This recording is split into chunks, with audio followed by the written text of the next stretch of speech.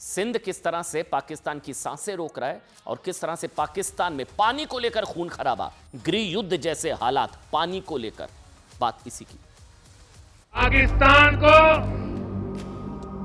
भारत के हक का पानी नहीं मिलेगा। तुम हमारा पानी बंद कर दोगे, हम तुम्हारा सांस बंद कर देंगे।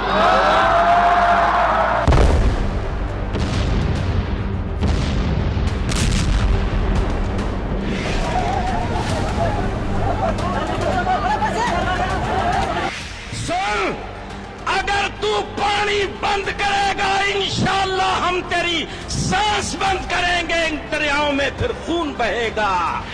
इस दरिया से हमारा पानी बहेगा या उनका खून बहेगा। और तुझी तो साडा पानी बंद किया और रब दी सौ और असि तुहाडे सारा बंद कर देंगे। अल्लाहू अकबर। अगर ये पानी का क्राइसिस नहीं अभी सॉल्व करेंगे तो हम भूखे मर सकते हैं। पानी और खून भी एक साथ नहीं बह सकते।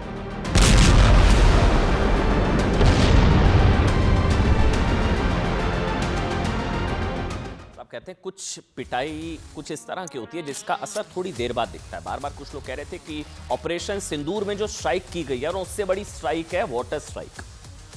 मतलब ये जो सिंधु जल समझौता रद्द किया गया, अबेंस में डाला गया, ये ज्यादा बड़ी मार है पाकिस्तान पर। आप देखिए हाहाकार, बुरा हाल, सड़कों पर लोग, आर्मी पर अटैक्स, पुलिस पर अटैक्स, गृह युद्ध जैसे हालात, बगावत, बुरा हाल है पाकिस्तान। बेचारे रो रहे हैं पाकिस्तानी, पानी दे दो, पानी दे दो। लेकिन सोचिए एक प्रधानमंत्री नरेंद्र मोदी ने क्या कहा था कि सिंदूर उजाड़ोगे तो सिंदूर बारूद बनेगा। मोदी की बात कितनी सही है इसकी गवाही आज खुद पाकिस्तान के नेता, पाकिस्तान की फौज और वहां की जनता दे रही है। सिंदूर की वजह से पाकिस्तान अब जिस बारूद पर बैठा है उसके बाद पाकिस्तान अब किसी भी वक्त टुकड़े टुकड़े हो सकता है। ये हालात हैं, इसका डर खुद वहां के बड़े बड़े नेता जाहिर कर रहे हैं। सुनिए, ऑपरेशन सिंदूर से भी बड़ा वाटर बॉम्ब, ये पानी बम मैंने इस्तेमाल ये शब्द नहीं किया साहब, ये वहां के नेता कर रहे हैं कि भारत ने हमारे ऊपर पानी बम छोड़ दिया है। वाटर बम जिसने पूरे पाकिस्तान में भूकंप ला दिया है। भूकंप, पहले सिंदूर का बारूद, अब जो है ये वाटर बम, ये पानी भी बारूद बन गया। वहां पर बुरा हाल है, भूकंप जैसे हालात है वहां पर। पानी बम का सबसे बड़ा साइड इफेक्ट सिंध इलाके में देखा जा रहा है, वहां तो बुरा हाल है। 2 दिनों से गृह युद्ध जैसी स्थिति है। पानी को लेकर खून खराबा हो रहा है, पानी के बंटवारे को लेकर लोग एक दूसरे को मरने मारने पर उतार हुए हैं। मैंने आपको बताया था ना, सिंध में शाहबाज सरकार के मंत्री का घर फूंक दिया। पब्लिक, पाकिस्तानी सेना पाकिस्तानी पुलिस को दौड़ा दौड़ा कर पीट रही है। ऐसा इसलिए क्योंकि भारत पाकिस्तान को दिए जाने वाला सिंधु नदी का पानी रोक चुका है। प्यासा मारने का प्लान है इस आतंकिस्तान को। अब धीरे धीरे अकल शायद ठिकाने आ रही है। कल ही मोदी कह चुके हैं कि पाकिस्तान को भारत के हक का पानी नहीं मिलेगा। कल ही कहा था ना प्रधानमंत्री ने, भारत के हक का पानी नहीं मिलेगा। यह भारत का संकल्प है और इस संकल्प से दुनिया की कोई शक्ति अब नए भारत को डिगा नहीं सकती है। अब सुनिए आज की खबर। सिंध में मचे पानी को लेकर भीषण हाहाकार की वजह से एक और पाकिस्तान के नेता भारत से रहम की भीख मांग रहे हैं। पानी दे दो, पानी दे दो, गला सूख रहा है, हलक सूख रहा है। आज ही पाकिस्तान के सांसद हैं सैयद अली जफर, ये देखिए सैयद अली जफर नेशनल असेंबली में भारत के आगे गिड़गिड़ा रहे हैं। सोचिए, वो कह रहे हैं कि देश की 90% खेती सिंधु पर निर्भर है। ऐसे में अगर पानी नहीं मिला तो यहां लोग भूखे मर जाएंगे। पहले सोचना था ना आतंकी भेजने से, मरो अब। आतंकी भेजने से पहले सोचना था ना, अब थोड़ी ना भारत पीछे हटने वाला है। ये शब्द इन्होंने इस्तेमाल किया, ये पानी बम हमें मार डालेगा, इसलिए भारत अपना फैसला वापस ले ले। देखिए पाकिस्तान पर पानी बम का दूसरा असर, इनको मैंने आपको बताया, दूसरा असर ना, मैं कह रहा हूं पाकिस्तानी आर्मी के ना दिमाग पर भी पड़ा है। ऑपरेशन सिंदूर के वक्त बंकर में दुबक जाने वाले आतंकी सेना का सरदार मुनीर, उसकी फौज भारत को धमका रही है। अभी भी पाकिस्तानी सेना के DGISPR लेफ्टिनेंट जनरल अहमद शरीफ चौधरी, ये दूसरा बड़ा आतंकी है वहां का, आतंकी सेना का प्रवक्ता, इसका नाम है अहमद शरीफ चौधरी। ये आतंकियों का रिश्तेदार भी है, मैं बताता हूं अभी आपको। धमकी दी है कि अगर भारत सिंधु का पानी रोकेगा तो हम उसकी सांस रोक देंगे। फिलहाल खुद की सांस हलक में अटकी हुई है, पानी रुका पड़ा है, पीने को पानी नहीं है, लेकिन धमकी दे रहा है कि भारत की सांस रोक देंगे। देखिए कौन किसकी सांस रोकेगा ये तो ऑपरेशन सिंदूर में पता लग गया और अब आने वाले समय में पाकिस्तान की आवाम इसे बता देगी। लेकिन फिलहाल मैं कह रहा हूं सिंध ने पूरे पाकिस्तान की सांसें रोकी हुई हैं। देखिए अगर ये पानी का क्राइसिस नहीं अभी सॉल्व करेंगे तो हम भूखे मर सकते हैं। उसकी वजह ये है कि इंडस बेसिन जो है वो ही हमारा लाइफलाइन है। हमारे जितने पावर प्रोजेक्ट्स हैं, जितने डैम्स हैं, वो इसी पानी के ऊपर बने हुए हैं। तो इसलिए अगर ये हम इसको हम समझते हैं कि ये एक वाटर बॉम्ब हमारे ऊपर पड़ा हुआ है जिसको हमने डिफ्यूज करना है, इसको खत्म करना है। तुम हमारा पानी बंद कर दोगे, हम तुम्हारा सांस बंद कर देंगे। तुम हमारा पानी बंद कर दोगे, हम तुम्हारा सांस बंद कर देंगे। जिहादी को कोई समझाए, भूखे पेट थोड़ी ना लड़ेगा हमसे। ये तो कह रहे हैं भूखे मर जाएंगे, भूखे पेट थोड़ी ना जंग होती है। देखिए पाकिस्तान की आतंकी सेना का प्रवक्ता सांसें रोकने की धमकी दे रहा है, लेकिन सच ये है साहब कि सिंध ने पूरे पाकिस्तान की सांसें रोक रखी हैं। हलक सूखने वाला है, पूरा पाकिस्तान पानी के बारूद पर है। वहां की सेना अब आतंकवादियों जैसी भाषा बोल रही है। क्यों मैं कह रहा हूं? सिंधु नदी पर ऐसी ही धमकी, सांसें रोक देंगे, सांसें रोक देंगे, कुछ वक्त पहले मुंबई हमलों का मास्टरमाइंड हाफिज सईद दे चुका है। मतलब ठीक बिल्कुल वही शब्द। देखिए मैं कह रहा हूं वैसे तो क्या होता है, पाकिस्तानी सेना और आतंकवादियों के बीच में फर्क करना मुश्किल है। मतलब उनकी भाषा एक जैसी होना कोई चौंकाता नहीं है। सेना और आतंकवादियों में फर्क करना मुश्किल जो है वो है नहीं। लेकिन आतंकी की जुबान बोलने वाले पाकिस्तानी सेना के प्रवक्ता का इतिहास आप जानेंगे ना, जो हाफिज सईद की जुबान बोल रहा है, तो शायद आपको पाकिस्तान के टेररिस्ट स्टेट होने का मतलब समझ आएगा। अब जो मैं आपको बताने जा रहा हूं आप हैरान हो जाएंगे साहब। आप जानते हैं ये जो सांसें रोक देने की धमकी दे रहा है ये जनरल अहमद शरीफ कौन है? ये यूएन द्वारा घोषित ग्लोबल टेररिस्ट सुल्तान बशीरुद्दीन महमूद का बेटा है, आतंकी का बेटा है साहब। तो भाषा आतंकियों वाली होगी ना। इसका नाम है जनरल अहमद शरीफ, नाम में शरीफ है, हरकतें आतंकियों जैसी, आतंकी का बेटा है ये इसका नाम जनरल अहमद शरीफ। ये यूएन डेजिग्नेटेड टेररिस्ट सुल्तान बशीरुद्दीन महमूद का बेटा है, पाकिस्तानी की सेना का प्रवक्ता। बशीरुद्दीन महमूद ने खतरनाक आतंकी संगठन अलकायदा को, इसका बाप अलकायदा के साथ जुड़ा था, इसके बाप ने अलकायदा को पाकिस्तान में मौजूद न्यूक्लियर जानकारियां पहुंचाई थी। महमूद एक तस्वीर में आतंकी ओसामा बिन लादेन के बाद भी दिखाई दिया था। लादेन का भी डीएनए हुआ इस आतंकी के अंदर। यूएन ने माना था कि महमूद आतंकी ओसामा बिन लादेन को परमाणु हथियार बनाकर देना चाहता था। यानी कि ये जो सांसें रोक देने की धमकी दे रहा है, इसके ठीक वही बात कही थी हाफिज सईद आतंकवादी ने, क्योंकि इसका बाप आतंकवादी। इसलिए यह बात किसी के लिए चौंकाने वाली नहीं है साहब कि ग्लोबल टेररिस्ट बशीरुद्दीन महमूद का बेटा और पाकिस्तानी सेना का लेफ्टिनेंट जनरल, पाकिस्तान की आतंकी सेना का सरदार अहमद शरीफ की भाषा एक, और ग्लोबल टेररिस्ट हाफिज सईद से मिलती जुलती क्यों है? दोनों बयान सुना है आपको साथ में, दोनों सुनिएगा। पानी बंद कर दोगे, हम तुम्हारा सांस बंद कर देंगे। तुम हमारा पानी बंद कर दोगे, हम तुम्हारा सांस बंद कर देंगे। सुन, अगर तू पानी बंद करेगा इंशाअल्लाह हम तेरी सांस बंद करेंगे, इन दरियाओं में फिर खून बहेगा। साहब 172 अभी खबर आई थी, 225 आतंकवादियों की सांसें बंद कर दी हमने, 225। इनकी आर्मी के 42 के करीब, कुछ ऑफिशियल फिगर भी अब आ गए हैं, मैं थोड़ी देर में आपको बताऊंगा, कंफर्म कर रहा हूं। 42 पाकिस्तानी आर्मी के अफसरों की सांसें भारत ने बंद कर दी है। बल्कि ऑपरेशन सिंदूर में हमारी महिला शक्ति भी थी, ये भी कुछ जानकारियां अभी मैं आपको देने वाला हूं थोड़ी देर में, कुछ बड़ी खबरें मिल रही हैं। 42 पाकिस्तानी सेना के अफसरों की सांसें हमने रोक दी और 225 आतंकवादियों की सांसें हमने रोक दी हैं। इनकी सांस अटकी है पानी के चक्कर में, क्योंकि इससे पहले पाकिस्तानी पीपल्स पार्टी का नेता है बिलावल भुट्टो, इसने भारत को धमकी देते हुए कहा था कि सिंधु नदी पाकिस्तान की है और इस नदी में या तो हमारा पानी बहेगा या भारत का खून बहेगा। लेकिन सोचिए, पहलगाम आतंकी हमले के 1 महीने बाद ही सिंध में स्थिति यह है कि पानी को लेकर वहां के लोग एक दूसरे का खून बहा रहे हैं। मैं समझाता हूं ऐसा क्यों हो रहा है। सिंध में पाकिस्तानी सेना और शहबाज सरकार के खिलाफ ही उग्र प्रदर्शन हो रहे हैं। अब समझिए पूरा मामला क्या है। एक और भारत पाकिस्तान को जाने वाला सिंधु नदी का पानी रोकने का फैसला कर चुका है, ठीक। इससे सिंध में 90% खेती बर्बाद हो सकती है, 90%। इसके बावजूद पाकिस्तान की सरकार और सेना चोलिस्तान प्रोजेक्ट पर काम कर रही है। अब इस प्रोजेक्ट के तहत सिंध के पानी को नहर बनाकर पाकिस्तान के रेगिस्तान इलाकों तक ले जाना था। सिंध की जनता अड़ गई, आवाम सड़कों पर, मारा मारी, खून खराबा, गृह मंत्री का घर जला दिया। ये तो अभी शुरुआत है। सिंध के लोग इस बात से नाराज है साहब कि इस प्रोजेक्ट से पाकिस्तान के पंजाब प्रांत को उनके हिस्से का पानी मिलेगा और सिंध बूंद बूंद के लिए तरस जाएगा। इसी को लेकर सिंध में पिछले कई दिनों से हिंसक प्रदर्शन हो रहे हैं और सिंध में पाकिस्तानी सेना के खिलाफ नाराजगी से बौखलाए DGISPR जनरल अहमद शरीफ ने भारत को धमकी दी कि अगर भारत सिंधु का पानी रोकेगा तो हम उनकी सांसें रोक देंगे। लेकिन असल खबर यह है कि दरअसल पाकिस्तान की सांसें अटकी हुई हैं पानी रोके जाने से।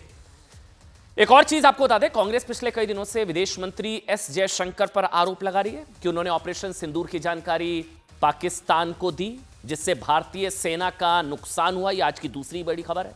लेकिन साहब, इस हवाई दावे के उलट क्या आप जानते हैं, एक वक्त ऐसा भी था जब भारतीय विदेश नीति में भारतीय सेना के खिलाफ ही कुछ ऐसे फैसले लिए गए थे जिसको कुछ लोग बारूदी फैसले कहते हैं। भारतीय सेना के खिलाफ देश के स्वाभिमान को दुश्मन देश के समझौते में गिरवी रख दिया गया था। समझिए क्या है यह जानकारी। 1991 के दौर से जुड़ी हुई है। बीजेपी के सांसद हैं निशिकांत दुबे, बहुत ध्यान से सुनिएगा, आराम से समझाऊंगा। बीजेपी के सांसद हैं निशिकांत दुबे। उन्होंने दावा किया कि 1991 में कांग्रेस समर्थक सरकार में एक समझौता हुआ था। तब चंद्रशेखर की सरकार थी, कांग्रेस भारत से समर्थन दे रही थी, कांग्रेस का समर्थन प्राप्त था। समझौता हुआ कि भारत सेना की किसी भी मूवमेंट, भारतीय सेना की किसी भी मूवमेंट और गतिविधि की जानकारी पाकिस्तान को देगी या पाकिस्तान को देगा भारत आर्मी की मूवमेंट की जानकारी, और पाकिस्तान भी ऐसा ही करेगा। इसी को लेकर निशिकांत दुबे ने कहा कि कांग्रेस समर्थित सरकार में पाकिस्तान से यह समझौता देशद्रोह था। यह था देशद्रोह। विदेश मंत्री S जयशंकर के लिए गद्दार शब्द का इस्तेमाल किया गया। असली गद्दारी ये, असली देशद्रोह ये निशिकांत दुबे ने कहा, जिसके लिए कांग्रेस पार्टी पर FIR होनी चाहिए कि इंडियन आर्मी की मूवमेंट की जानकारी पाकिस्तान को भारत दे। ऐसा समझौता कांग्रेस समर्थित सरकार में हुआ। निशिकांत दुबे का ऐसा दावा। मतलब अभी आरोप राहुल गांधी, कांग्रेस पार्टी यह लगा रही है कि ऑपरेशन सिंदूर की जानकारी दे दी पाकिस्तान को। यह तो झूठ था।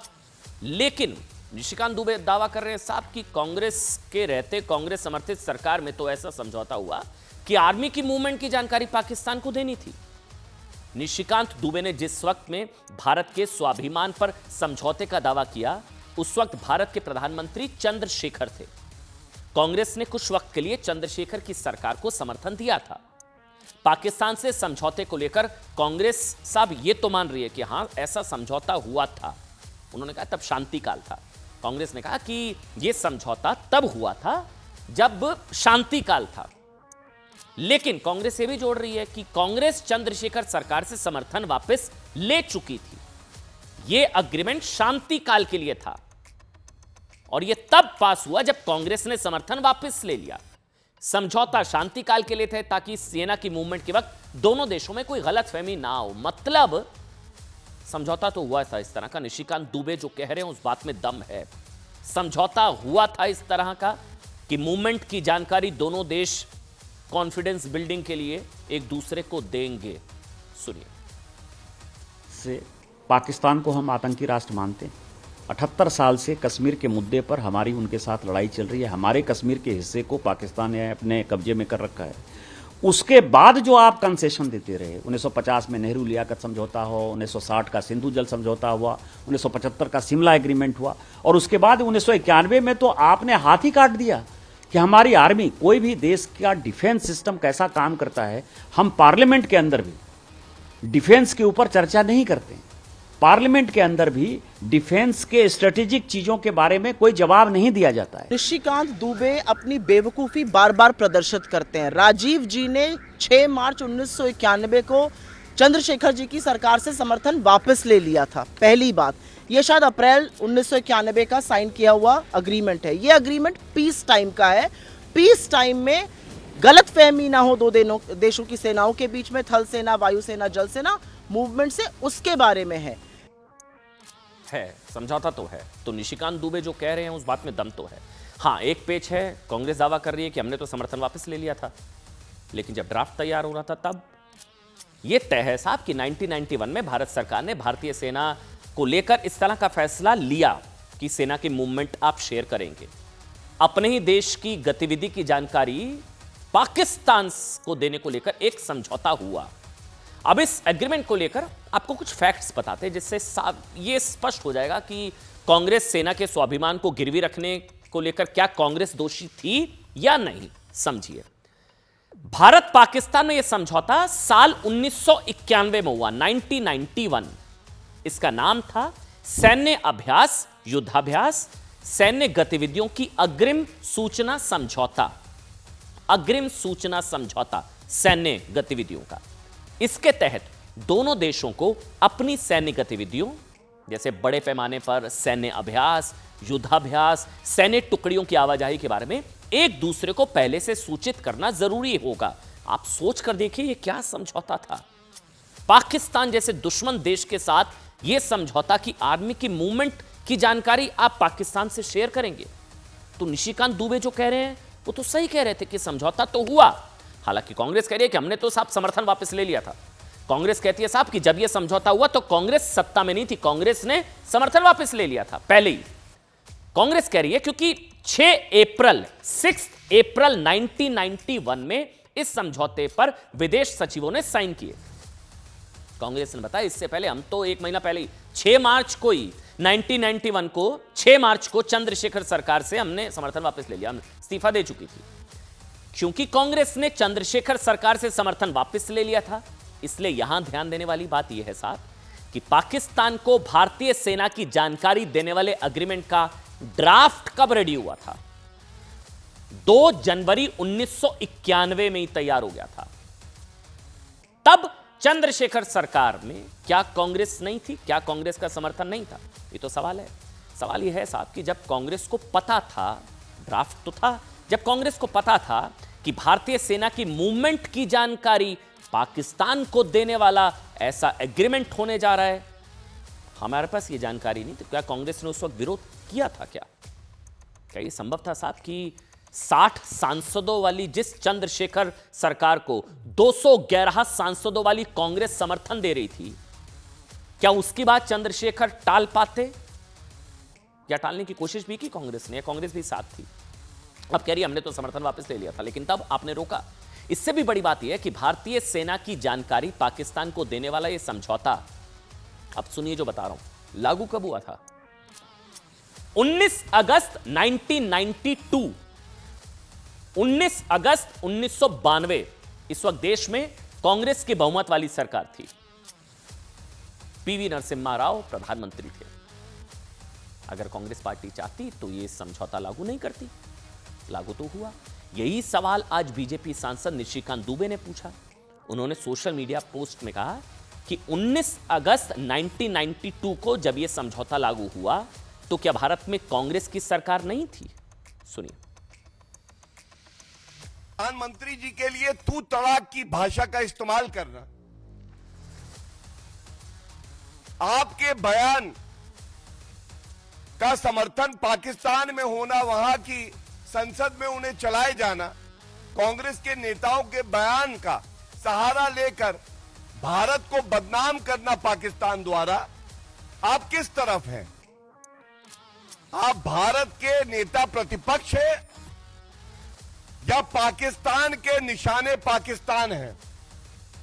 ये आपका खौलता खून चीन के सामने क्यों ठंडा पड़ जाता है? आपने तो कहा था हम लाल आंख से आंख मिलाकर बात करेंगे। उनका व्यापार बढ़ता जा रहा है।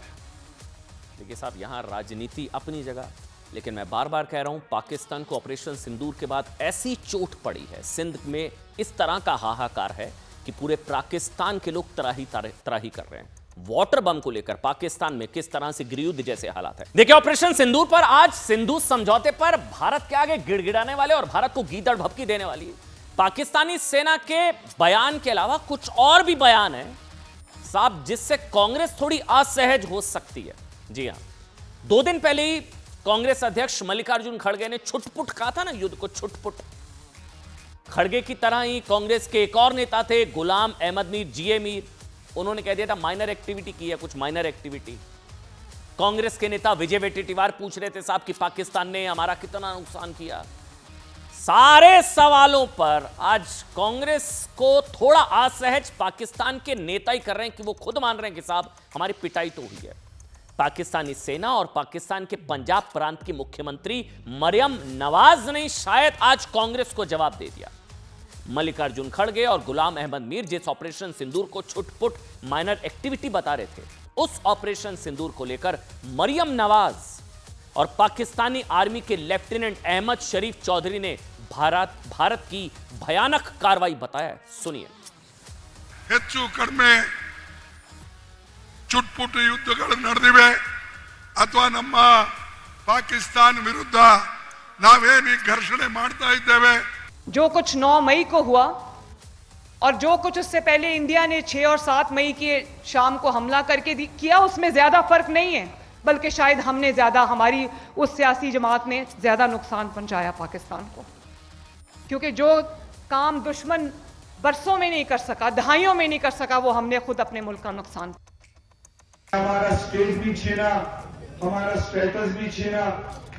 आज आप देख लीजिए, थोड़ी सी एक्टिविटी उन्होंने की, पता नहीं दिल से की या मजबूरियत में की, वो पहला साहब बोलेंगे। 9 और 10 की रात के पर पाकिस्तान पे मिसाइल अटैक किए, नूर खान बेस पे और मल्टीपल बेसिस पे। हमारी एयर डिफेंस ने उन्हें इंटरसेप्ट किया, जो थोड़ा बहुत डैमेज हुआ उसे हमने एक्नॉलेज भी किया। इसके अलावा आपको बताते हैं कि ऑपरेशन सिंदूर को लेकर जिस तरह पाकिस्तान आधे अधूरे वीडियो दिखाकर, वीडियो एडिटिंग करके, क्लिप काटकर झूठ फैला रहा था ना साहब, आज वही आरोप कांग्रेस पर भी लग गए हैं। आज कांग्रेस ने वो किया जिसकी उम्मीद, मैं कह रहा हूं, पाकिस्तान से तो थी, लेकिन कांग्रेस से शायद बिल्कुल नहीं थी। एस जयशंकर जिस वक्त आतंकवाद और पाकिस्तान के आतंकी चरित्र की दुनिया में पोल खोल रहे हैं, विदेशी धरती पर पाकिस्तानी दुष्प्रचार की हवा निकाल रहे हैं, ऐसे वक्त में कांग्रेस ने एक एडिटेड वीडियो बनाकर, वो मैं वीडियो नहीं दिखाऊंगा, काट छाट करके पीछे मीम वाला म्यूजिक लगाकर विदेश मंत्री का ना मजाक उड़ाने की कोशिश की है, जिसको खुद राहुल गांधी ने रीपोस्ट करते हुए, ये देखिए वो है भी कि जबान लड़खड़ा रही है। विदेश मंत्री एस जयशंकर का वीडियो काट छाट करके, एडिट करके, पीछे मीम वाला म्यूजिक, हंसी मजाक उड़ाया, उसको खुद राहुल गांधी ने पोस्ट किया। ये पूछा कि उन्होंने कुछ सवाल पूछे, लेकिन साहब इससे साबित होता है कि विदेश मंत्री का मजाक उड़ाने में राहुल गांधी की भी सहमति रही होगी, इसलिए उन्होंने इस वीडियो को पोस्ट भी किया। हालांकि हम विदेश मंत्री का एडिटेड काट छाट वाला मजाक उड़ाने वाला क्लिप तो नहीं दिखाएंगे, लेकिन कांग्रेस के लिए ना विदेश मंत्री के वो जवाब जिनकी चर्चा आज पूरी दुनिया में हो रही है, किस तरह से आतंक को बेनकाब किया, पूरी दुनिया में पाकिस्तान की पोल खोली, वो बयान जो शायद कांग्रेस तक शायद नहीं पहुंच पाए, हम पहुंचाने की कोशिश करते हैं। Cessation of firing and military action was something which was negotiated directly between India and Pakistan. We made one thing very clear to everybody who spoke to us, not just United States, but to everybody, saying, look, if the Pakistanis want to stop firing, they need to tell us. We need to hear it from them. Their general has to call up our general and say this. And that is what happened. इसके अलावा operation सिंदूर के hold होने पर कांग्रेस जिस तरह से मोदी सरकार पर राष्ट्रीय हितों से समझौता करने का आरोप लगा रही है ना, कांग्रेस साहब आरोप लगा रही है कि मोदी सरकार ट्रंप के आगे झुक गई, जबकि खुद ट्रंप अपनी मध्यस्थता के दावे से खुद पलट चुके हैं।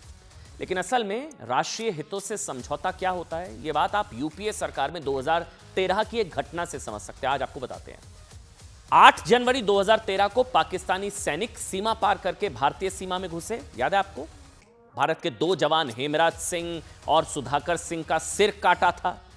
वो बर्बरता पाकिस्तान की याद है? कुछ वीडियो भी जारी किए गए थे। यह कृत्य भारत को नीचा दिखाने के लिए था। इस घटना के बाद भारतीय सेना खून के घूंट पीकर रह गई, क्योंकि मनमोहन सरकार ने कड़ी निंदा के अलावा पाकिस्तान को कड़ा सबक सिखाने वाली कोई कार्रवाई नहीं की। उल्टा मनमोहन सरकार ने अप्रैल 2013 में, आप जानते हैं, पाकिस्तान के तत्कालीन राष्ट्रपति के भारत दौरे पर उनको आने दिया। इसी के बाद 24 सितंबर 2013 को पाकिस्तान ने केरन सेक्टर में घुसपैठ की कोशिश की। तब 2 हफ्ते तक भारतीय सेना और पाकिस्तानी घुसपैठियों के बीच गोलीबारी चलती रही। इसके 5 दिन बाद यानी कि 29 सितंबर 2013 को मनमोहन सिंह अमेरिका पहुंच गए। तत्कालीन पाकिस्तानी पीएम नवाज शरीफ से मुलाकात कर रहे थे। ये वो भी अमेरिका के तत्कालीन राष्ट्रपति बराक ओबामा के कहने पर मनमोहन सिंह नवाज शरीफ से मिले। आज मध्यस्थता पर बड़ा शोर मचाया जा रहा है। तब बराक ओबामा के कहने पर मनमोहन सिंह नवाज शरीफ से मिले। 2013 के भारत और तत्कालीन यूपीए सरकार की बेबसी की पूरी कहानी डिफेंस एक्सपर्ट ब्रह्म चेलानी ने एक आर्टिकल में लिखी कि अमेरिका में मनमोहन सिंह के दौरे की चर्चा तब शुरू हुई जब मनमोहन सिंह यूएस में पाकिस्तानी राष्ट्रपति, पाकिस्तान के प्रधानमंत्री नवाज शरीफ से मिले।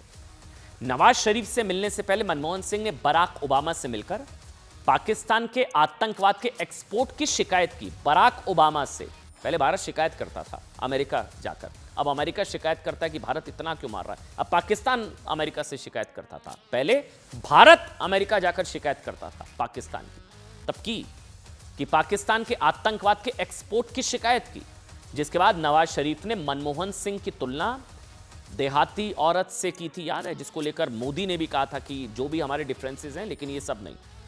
बार बार शिकायत करती है, ऐसे देहाती औरत से तुलना कर दी थी मनमोहन सिंह की। देखिए, ओबामा से शिकायत करके मनमोहन सिंह ने स्पष्ट रूप से पाकिस्तानी आतंकवाद का मुकाबला करने में अपनी सरकार की असमर्थता जाहिर कर दी थी। यह भी ब्रह्म चेलानी जो है डिफेंस एक्सपर्ट, उन्होंने लिखा। साथ ही यह भी संकेत दिया कि शरीफ के साथ उनकी मुलाकात अमेरिका के अनुरोध पर हुई थी। यह भी इस आर्टिकल में लिखा है। सिंह की यह मुलाकात 24 सितंबर को केरन और सांबा सेक्टर में पाकिस्तान की जबरदस्त गोलाबारी और घुसपैठ की कोशिशों के बीच 24 सितंबर को केरन सेक्टर में गोलीबारी, घुसपैठ, और 29 सितंबर को प्रधानमंत्री उस वक्त के मनमोहन सिंह जाकर अमेरिका में नवाज शरीफ से मिल रहे ओबामा के कहने पर। आप जानते हैं, ये घुसपैठ की जानकारी इस मुलाकात तक देश से छुपाई गई। इसी आर्टिकल में ब्रह्म चेलानी ने लिखा है कि यह बिल्कुल स्पष्ट है कि भारत की पाकिस्तान नीति दिशाहीन हो गई। वो आगे लिखते हैं कि भारत की नीति इतनी भटक गई थी कि उसकी वजह से पाकिस्तानी सेना को भारत के खिलाफ कई आक्रामक कार्रवाई अंजाम करने का मौका मिला, जिसमें उसी साल 2013 जनवरी में केरन सेक्टर में हमारे जवानों का सर काटना भी था। उन्होंने जो आगे लिखा कि बहुत दुख की बात है कि ऐसे मौके पर भी मनमोहन सरकार ने उस वक्त वीके सिंह को निशाना बनाया, थल सेना अध्यक्ष को, और अपने खास लोगों को फायदा पहुंचाकर सेना के अंदर गुटबाजी को बढ़ावा दिया। ये सारी बातें ब्रह्म चेलानी ने अपने आर्टिकल के जरिए लोगों तक पहुंचाने की कोशिश की। एक बड़ी खबर आपको बता दें, पाकिस्तान पर योगी आदित्यनाथ का बड़ा बयान आया है। योगी आदित्यनाथ ने कहा है कि पाकिस्तान 75 साल बहुत जी लिया। बड़ी खबर है, योगी आदित्यनाथ ने कहा है कि पाकिस्तान 75 साल बहुत जी लिया। यूपी के सीएम योगी का पाकिस्तान पर बड़ा हमला, पाकिस्तान का अस्तित्व कृत्रिम है, 75 साल बहुत जी लिया, योगी आदित्यनाथ ने यह कहा पाकिस्तान को लेकर। सुनाते हैं आपको। विश्वास के साथ कहता हूं, ये पाकिस्तान को ही ले डूबेगा एक दिन।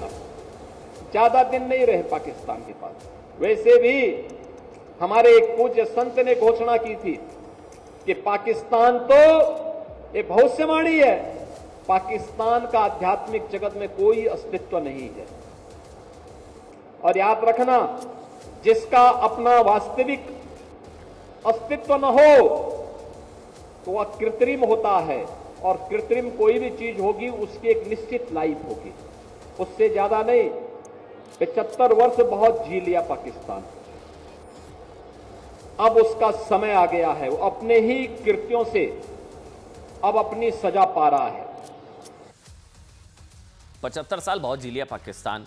पाकिस्तान की मुश्किल यह भी है साहब कि ऑपरेशन सिंदूर और वाटर स्ट्राइक के बाद भारत एक और बड़ी स्ट्राइक की तैयारी कर चुका है। आज की एक और बड़ी खबर, यह स्ट्राइक कैसे भीख मांग रहे पाकिस्तान की स्थिति और बदतर कर देगी, कुछ आंकड़ों के जरिए आपको समझाएं। यह आर्थिक कमर तोड़ने वाला फैसला FATF, पाकिस्तान की कुल GDP 373 अरब डॉलर, उस पर कर्ज है, बाहरी कर्ज 130 अरब डॉलर, बाहरी कर्ज मतलब कुल GDP का 42% पाकिस्तान पर बाहरी कर्ज है। 42% कर्ज, यही नहीं, अगर इस कर्जे में पाकिस्तान के सार्वजनिक कर्जों को जोड़ दे तो ये GDP का 74% हो जाता है। मतलब पाकिस्तान की पूरी GDP का 74% सिर्फ कर्ज चुकाने में जा रहा है। ऑपरेशन सिंदूर के बाद पाकिस्तान की अर्थव्यवस्था बुरे दौर में है, शेयर बाजार टूट चुका है, उद्योग धंधे चौपट हैं, बची है सिर्फ कृषि। लेकिन भारत ने सिंधु जल समझौता रद्द करके पाकिस्तान की कंगाली में आटा गीला कर दिया। अब सुनिए खबर क्या है। इस फैसले से पाकिस्तान की GDP में सबसे बड़ी हिस्सेदारी वाले इलाके अब सूखने वाले हैं। पंजाब और सिंध जो पूरी तरह से सिंधु के जल पर ही निर्भर हैं, वहां भी अकाल पड़ सकता है। जो पंजाब और सिंध जिसका पाकिस्तान की GDP में सबसे अधिक 81% का योगदान है, जिसका पाकिस्तान के उद्योग में 82% का योगदान है। लेकिन भारत अभी यही नहीं रुका है। पाकिस्तान में घुसकर तबाही मचाने और सिंधु समझौते पर रोककर पाकिस्तान को प्यासा मारने के बाद अब भारत पाकिस्तान की आर्थिक कमर तोड़ने की तैयारी कर चुका है। यानी कि एक ऐसी स्ट्राइक जो पहले से ही बर्बाद पाकिस्तान को बुरी तरह से कंगाल कर देगा। भारत एक साथ FATF, financial action task force और वर्ल्ड बैंक पर पाकिस्तान के खिलाफ मजबूत केस तैयार कर रहा है। भारत की तैयारी पाकिस्तान को एक बार फिर FATF की ग्रे लिस्ट में डालने के साथ ही वर्ल्ड बैंक से मिलने वाले पैकेज पर रोक लगाने की है। FATF की ग्रे लिस्ट, देखिए भारत दोनों ही जगहों पर पाकिस्तान के खिलाफ यह पुख्ता सबूत पेश करने जा रहा है कि कैसे पाकिस्तान अपनी जमीन पर आतंकवादियों को पाल रहा है और कैसे पाकिस्तान की सरकार खुद को मिल रहे फंड का इस्तेमाल हथियार और गोला बारूद खरीदने में खर्च कर रही है। जाहिर है भारत के लिए ऐसे सबूत देना कोई बड़ी बात भी नहीं है, क्योंकि सारी दुनिया को पाकिस्तान की सच्चाई पता है। याद करिए, इससे पहले 2008 से लेकर 22 और कई बार इस तरह से पाकिस्तान की शिकायत FATF में की जा चुकी है। लेकिन FATF की दो लिस्ट होती हैं साहब, ग्रे और ब्लैक।